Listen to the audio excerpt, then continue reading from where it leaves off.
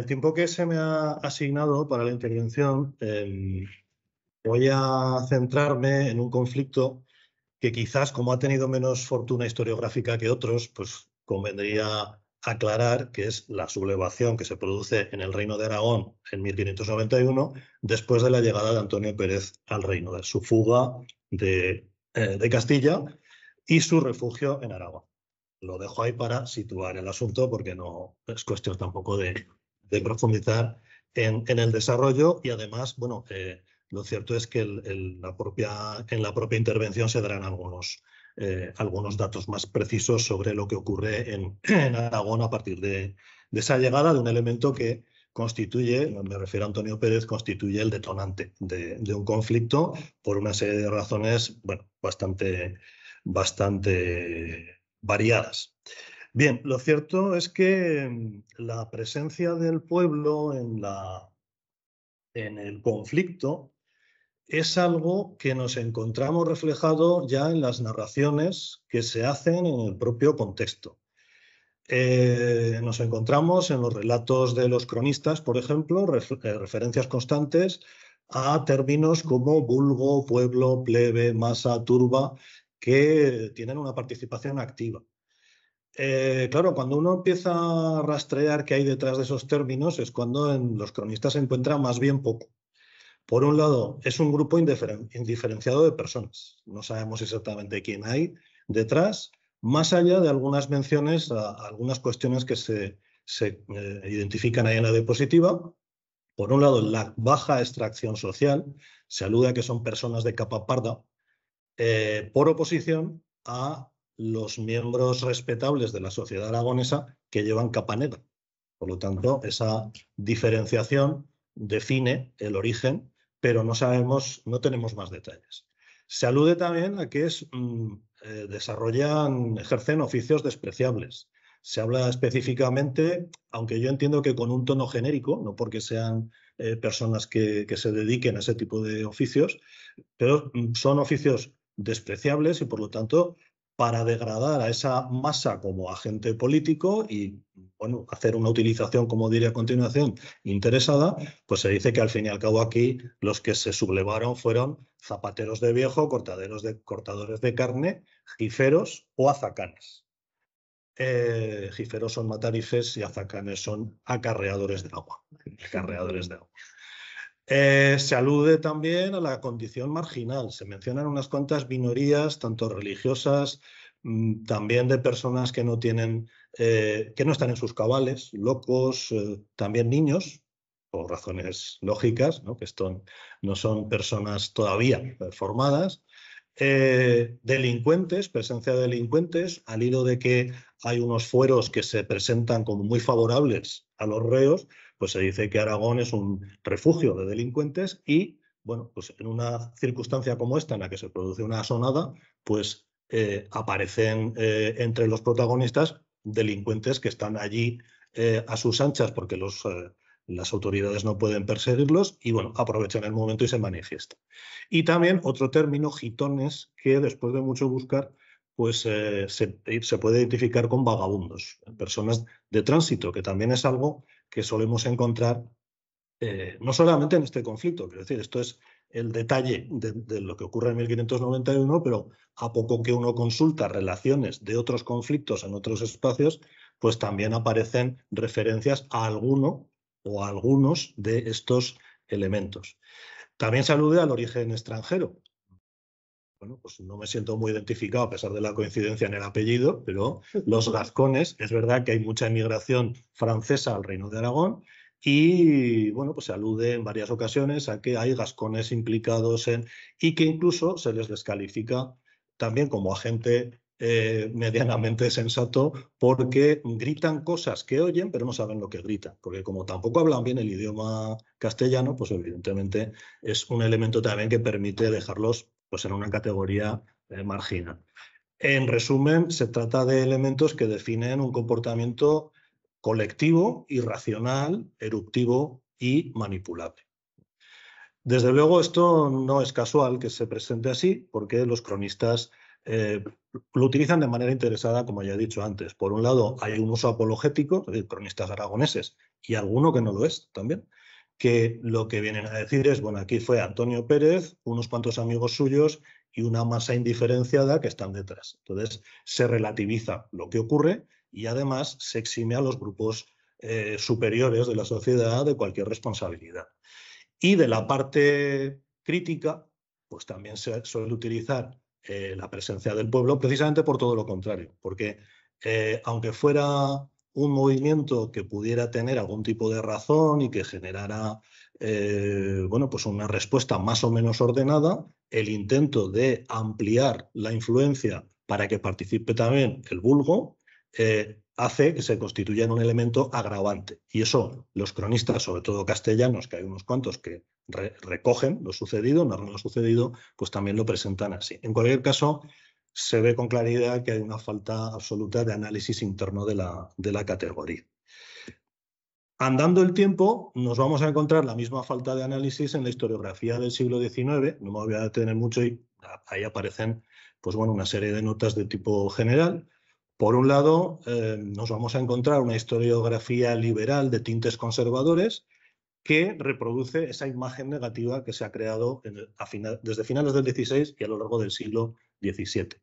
Se trata de elaborar un discurso de orden donde los autores, más allá de contar lo que pasa, siempre están reflejando también eso que sucede bajo el prisma de quienes están bueno, pues, ayudando a la construcción del nuevo Estado liberal en el siglo XIX.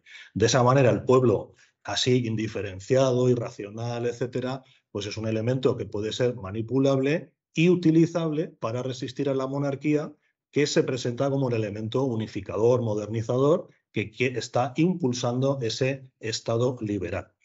Hay una visión algo más amable, aunque no aporta mucho desde el análisis interior de la categoría pueblo, vulgo, masa, como lo queramos llamar, que tiene un tinte progresista y entonces lo que hace es, como se adopta una perspectiva que tiene antecedentes, pues estoy pensando ahora en Michelet cuando habla del pueblo en la Revolución Francesa, pues claro, con una perspectiva un poco más progresista, si estamos hablando de que son estados nacionales, lo que hay detrás de ese intento del siglo XIX, pues claro, el pueblo adquiere un tinte un poco más amable, pero en definitiva, porque constituyen una especie de representación de la nación antes de cualquier cuestión nacional, eso también hay que recalcarlo, porque el anacronismo lo llevan puesto las dos interpretaciones, y claro, aquí el pueblo es el elemento que encarna de alguna forma una prenación que se moviliza ante el absolutismo, la tiranía, y bueno, pues la monarquía en este caso son los malos.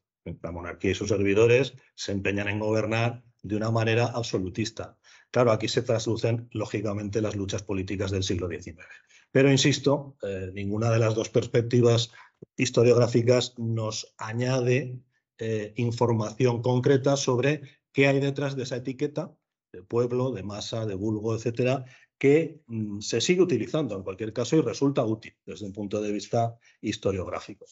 Hay que esperar al contexto historiográfico del siglo XX, aquí sí que voy a pasar muy por encima, la historiografía que se va desarrollando a partir de la Segunda Guerra Mundial, donde empieza a interesar la gente de abajo, la gente popular, pues bueno, porque es la historia social, no hace falta insistir mucho en la cuestión. De ahí se deriva el interés por los conflictos populares.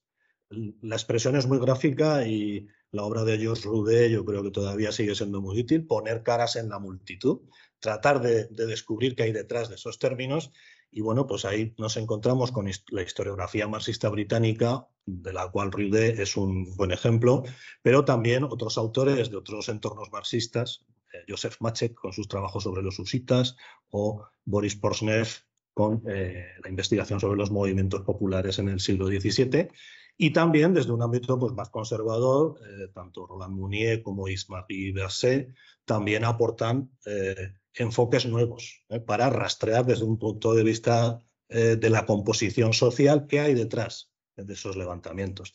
Y bueno, como consecuencia de todo ello, viene también que en el caso español pues nos encontramos nuevas aportaciones hasta anteriores a las que ahora se están haciendo, como comentaba antes el profesor Oliva, pues las comunidades de Castilla, las Germanías de Valencia, todos los conflictos que se encajan dentro de la crisis de 1640 Y bueno, luego llegué yo con 1591, que fue hace ya unos cuantos años pues el objeto de mi tesis doctoral.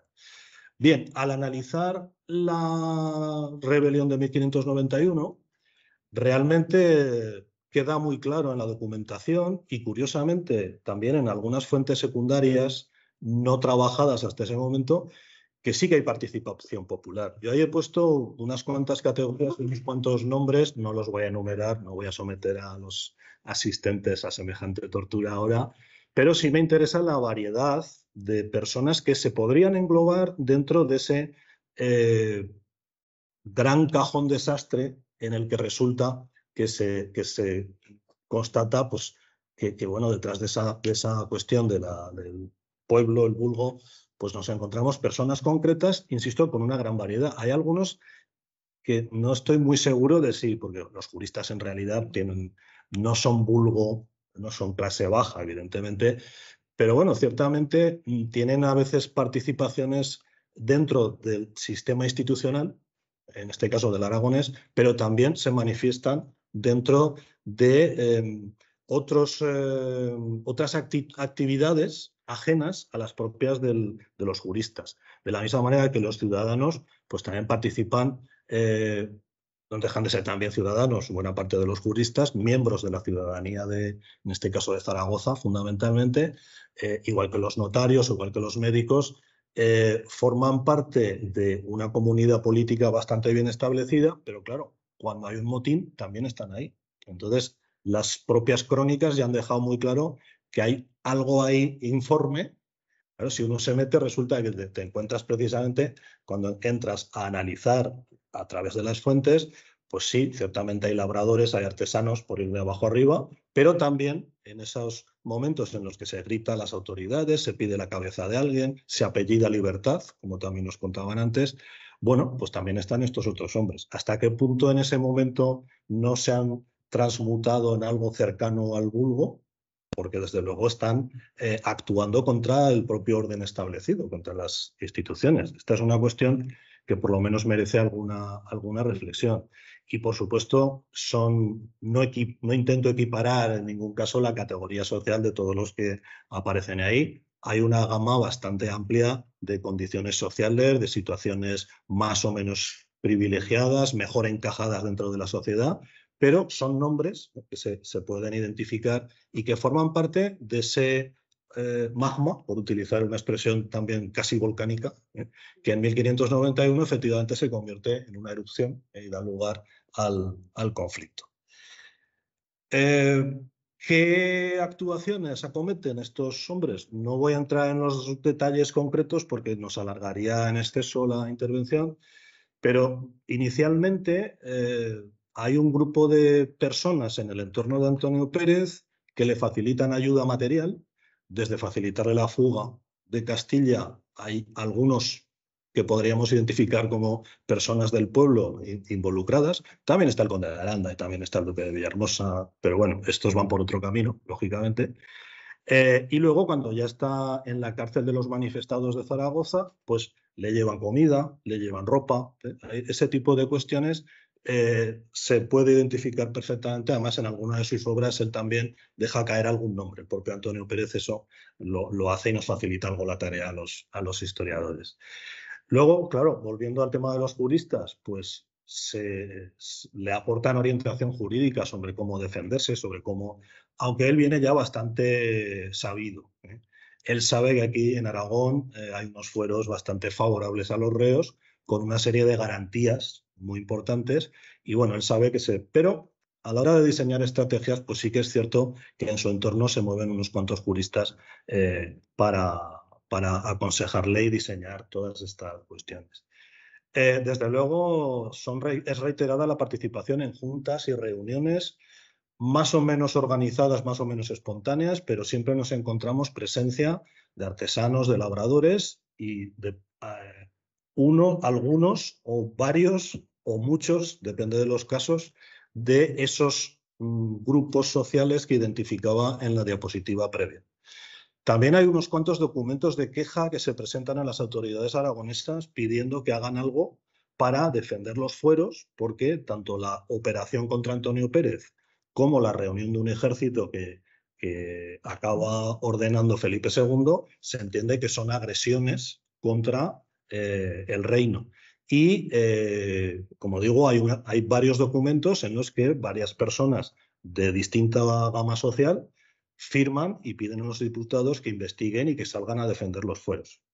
En ese sentido también hay algo de presencia allí. Es cierto que también hay nobles, es decir, esto no es una participación desagregada de otros protagonistas, pero es interesante mencionar la presencia de estos grupos sociales también.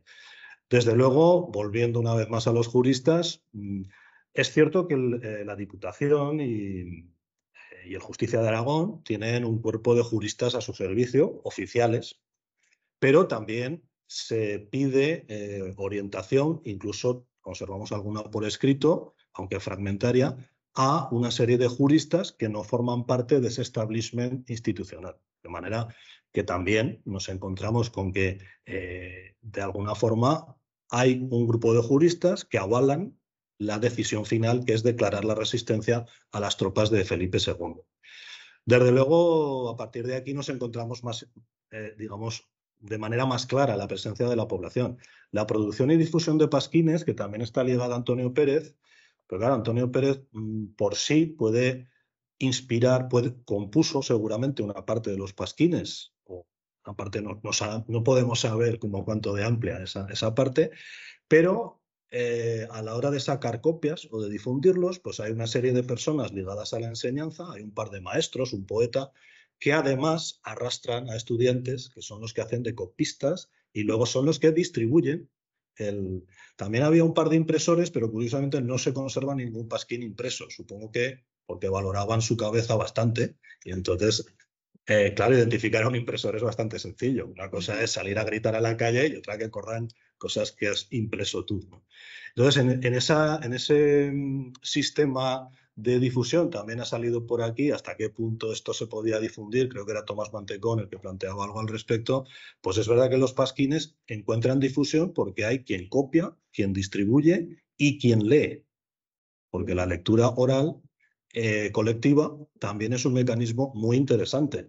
El pasquín se echa en la calle o se coloca en una esquina o en la puerta de algún edificio emblemático, pero se hace un corro alrededor, alguien lo lee y se multiplica la difusión.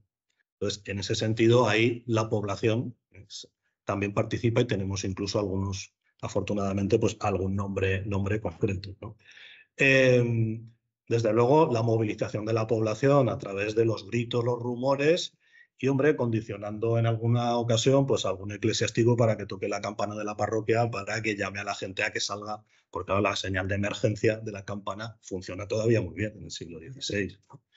Luego, por supuesto, hay miembros del pueblo en la intervención en motines, en acciones, motines violentos, los dos principales, el 24 de mayo y el 24 de septiembre de 1591, contra la Inquisición, que acaban liberando a Antonio Pérez, pero también en otras acciones coactivas de menor relevancia.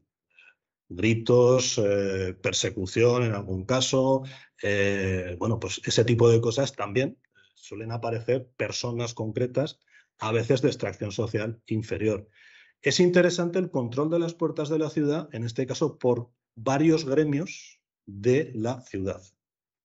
En particular, pues los de calceteros, el de pelaires, son miembros muy bien organizados, gremios muy bien organizados, muy implicados en este conflicto y en un momento de crisis, pues acaban tomando el control de las puertas de la ciudad. Son ellos los que, arrogándose la autoridad municipal e incluso del reino, ¿no? Y el virrey también está en este momento en la ciudad. Bueno, ellos se arrogan ese control, lo primero para asegurarse de que no hay intrusos que se cuelen, pero también para que no haya una desbandada de la gente de orden que ante el temor de lo que pueda pasar, pues se acaben escapando. Entonces, también hay una participación, en este caso indudable, porque los gremios pues sí que reflejan mejor esa categoría popular, ¿no? Que podemos entender todos de primeras.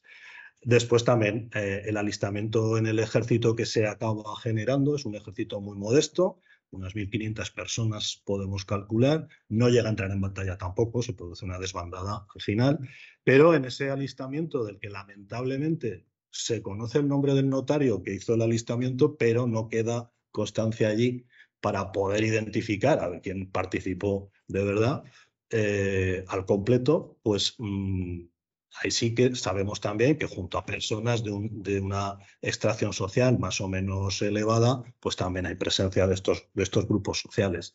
Y finalmente nos encontramos en ese ejército, nos encontramos dos mandos por lo menos. Hay alguno más dentro de esas categorías confusas, ¿no? Entre lo popular y lo no tan popular, pero al frente de él sale el Justicia de Aragón, sale un diputado, que es un noble, y sale un jurado de la ciudad. Ese Metelín que aparece ahí es Juan Bucle Metelín, que es uno de los jurados de la ciudad, y sale en esa cabeza triple al frente del ejército. ¿Hasta qué punto pudo intervenir? Eso no tenemos noticias, pero no deja de ser una representación ciudadana, en este caso, no es algo inhabitual. Es decir, tenemos constancia de otros ejércitos que se forman, por ejemplo, para perseguir bandoleros unos cuantos años antes, y la composición de la cabeza es la misma. Es el Justicia, un diputado, que al fin y al cabo es la representación del reino, y luego un jurado de la ciudad, que claro, es la población mayor, es la capital, es el caput regni, y en ese sentido pues también le da autoridad. En este caso, pues es una tropa que sale con intención aparente de enfrentarse a las tropas de Felipe II, pero como digo, no llegó a haber combate. Y ese Cosme Pariente, en concreto, pues fue el aposentador del ejército. Se llegaron a nombrar todos los cargos, buena parte de los cargos, pero acaba de estar bien estructurado. No se podía hacer eso en 10 días, que es lo que tiene desde la declaración de resistencia hasta que se desbarata el ejército.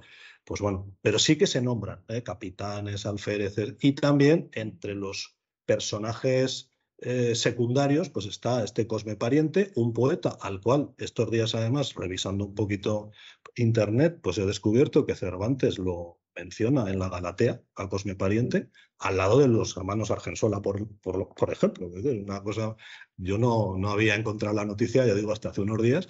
Y bueno, pues está, evidentemente, pues está implicado, es también un pasquinero, es un compositor de pasquines condenado por ello.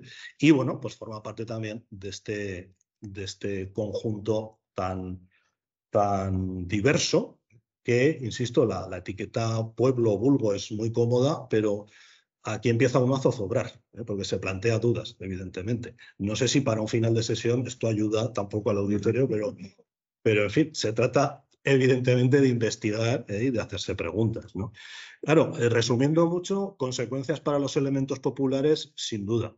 De hecho, se conservan sentencias, se han estudiado, sobre todo el auto de fe de 1592. Tenemos un estudio de Pilar Sánchez López, ya de hace unos cuantos años, que identifica los personajes. Ahí aparece una representación muy grande de elementos populares. Y la propia documentación pues, nos recoge sentencias tanto por resistir a la autoridad, por amotinar a la población, por componer o por difundir pasquines, o por apellidar viva la libertad, salir gritando por las calles, viva la libertad. El caso más llamativo es el del Pelaire Pedro de Fuertes, que es incluido entre las 5 personas que son ejecutadas por las autoridades civiles el 19 de octubre de 1592, en un auto de ejecución. Junto a 2 nobles y 2 infanzones está él. Y es un Pelaire, elemento popular clarísimo. Por supuesto, sufre la suerte que le toca a los elementos inferiores. Es agarrotado, descuartizado, y sus restos son después distribuidos, salvo la cabeza, que se coloca en un lugar público. Y bueno, pues llama la atención que históricamente además hay una corriente que ha identificado este conflicto como un conflicto de nobles exclusivamente y solo sirviendo a nobles. Bueno, pues ahí incluso en este auto de ejecución hay presencia popular, clarísima. Y lo mismo ocurre, como decía, en el auto que se celebra al día siguiente, promovido por la Inquisición, para castigar a todos los que habían desairado al Santo Oficio. Claro, detrás de todo esto entran muchas preguntas. Se percibe en los relatos coetáneos el relato, esa presentación negativa. ese discurso apologético, pero claro, a día de hoy yo creo que no podemos mantenernos en esa misma línea de interpretación. Y por otro lado, cuando uno hace un escrutinio más detenido de las obras de autores como los que aparecen ahí, Lupercio de Argensola o Vicencio Blasco de Lanuza, se encuentra con algunas menciones incluso a un compromiso político de algunos de estos elementos.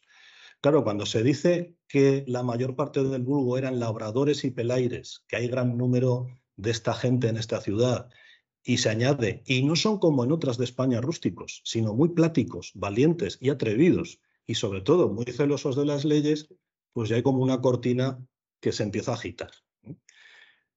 Porque además se reitera, y nos encontramos, Vicencio Blasco de Lanuza habla de que el hipo del pueblo, o sea, los gritos que daban, también es descalificante el término hipo, lógicamente, era no permitir que se les quebrantasen los frenos. Lupercio vuelve a insistir en que en una junta que se celebra hubo un labrador que dijo bueno, que daría sarmientos para quemar a quien hiciese contra los fueros y libertades. Claro, son expresiones de las que tampoco podemos precisar, ni siquiera asegurar si se pronunciaron así, pero ya te hacen... Y luego, claro, vas a los procesos que se conservan y hay declaraciones en las que miembros de estos elementos populares sí que justifican que ellos salieron a defender los fueros. Un jurista, Andrés Serveto de Aniñón, al que se le pregunta si se vio coaccionado a dar su... Dice que no, que él no tuvo miedo en ningún momento, sino que así lo entendió. Así como hay otros que se retractan, pues él persevera. El conde de Aranda también recuerda que había en su entorno, además es un noble muy popular, muy querido por la población, tiene su palacio en pleno barrio de los labradores, donde viven los labradores. Claro, labradores, también hay gama social de labradores, desde los jornaleros a los bien asentados. Entiendo que aquí hablamos más de los bien asentados, o por lo menos medianamente, pero el conde recuerda que había labradores que blasonaban mucho de celar la observancia de los fueros.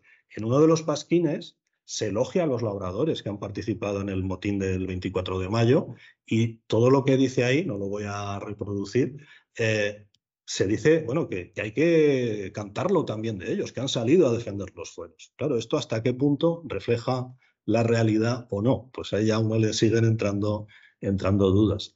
En cualquier caso, sí, yo creo que no es muy aventurado decir que hay indicios de un ideario político más o menos compartido, más o menos extenso. Algo se ha comentado aquí también antes a propósito de las comunidades. Claro, lo que no tenemos manera es de identificarlo con precisión ni de valorar su extensión. Por poner algunos rasgos claros a partir de los pasquines, bueno, todas esas fuentes que he ido mencionando, desde luego la fidelidad al rey la transpiran todas las declaraciones y todos los escritos. Todos trabajan, incluso se conserva algún nombramiento de capitán de ese ejército y se nombra capitán en nombre del rey. O sea, es una cosa francamente interesante. Entonces, la fidelidad al rey, es raro el documento, incluidos los pasquines, que no la reconoce. Sí que es cierto que hay un pasquín muy diferente, en el que se llama Felipe II tirano, se le compara con Herodes, y sale bien Herodes.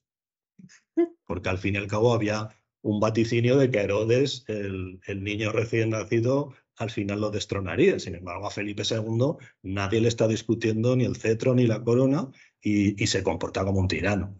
Eso es un pasquín diferente, vuelvo a decir. Como hemos visto, respeto a los fueros, y desde luego muestras de religiosidad y cierto sentimiento de pertenencia política. Claro, aquí es verdad que la documentación concreta del conflicto pues da para lo que da, pero al mismo tiempo hay una memoria colectiva que tampoco podemos definir bien, pero de todos los conflictos que se han desarrollado previamente en las décadas anteriores, donde siempre conflictos jurisdiccionales entre la monarquía y las instituciones aragonesas. ¿Hasta qué punto eso cala en la población? Luego están, hombre, las propias ceremonias. Pues aquí se ha hablado de las visitas, por ejemplo, pero todo tipo de ceremonias políticas, la llegada de un rey, una procesión, bueno, pues suele aparecer también alguna mención a esa identidad aragonesa. Y luego, claro, posiblemente, como nos ocurre a nosotros en la actualidad, y bueno, ahora estamos sospecho, muchos de los aquí presentes en las dos facetas, preparando o pensando que hay que preparar la declaración de la renta, hombre, no conocemos el detalle de toda la normativa que rodea, pero sabemos que la tenemos que presentar, sabemos qué cosas hay que poner, no poner, o buscamos quien nos asesore. ¿Hasta qué punto estos fueros, ese pensamiento, no ha generado también una sensación, bueno, de que hay una, así de manera genérica, pues una norma general que protege? ¿Hasta qué punto?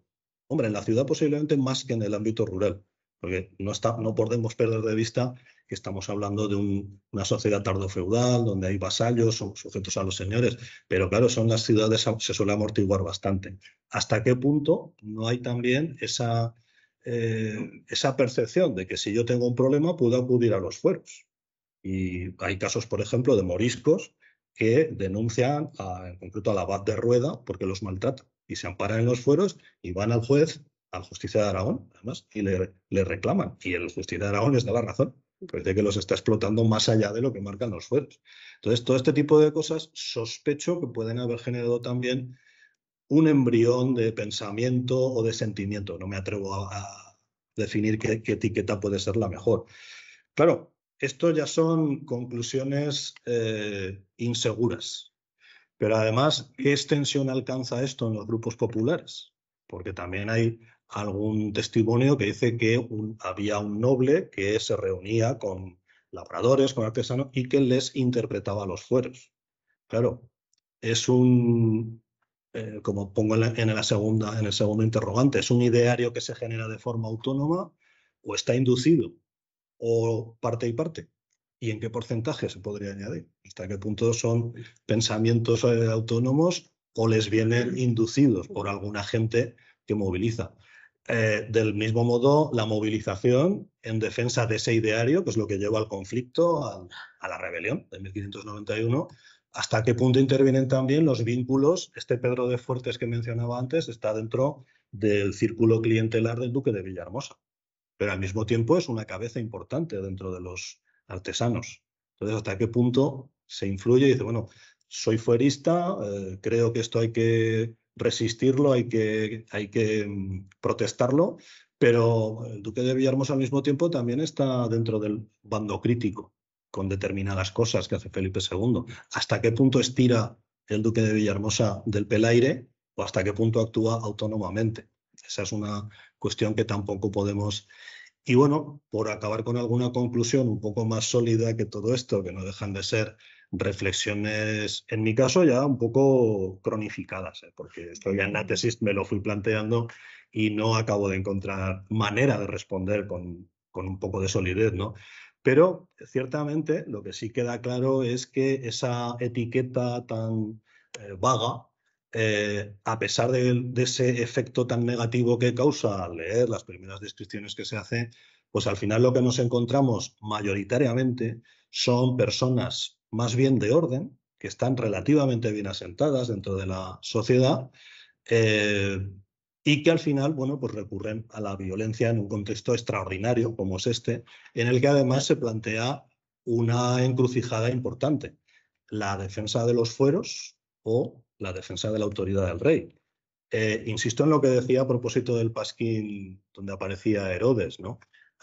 No se discute a Felipe II, se discute la manera de gobernar de Felipe II. Tiene que ajustarse a unos fueros, hombre, que los fueros los aplican los propios tribunales en nombre del rey. Eso tampoco se cuestiona. Pero en un momento tan tenso, pues evidentemente nos encontramos con esta doble vía posible y ahí es donde unos toman partido por un lado y otros por otro. Claro, aquí pues es la documentación la que nos marca un poco el terreno y la solidez, ¿no?, del terreno que se pisa. Por lo tanto, yo me quedo aquí, agradezco la intervención.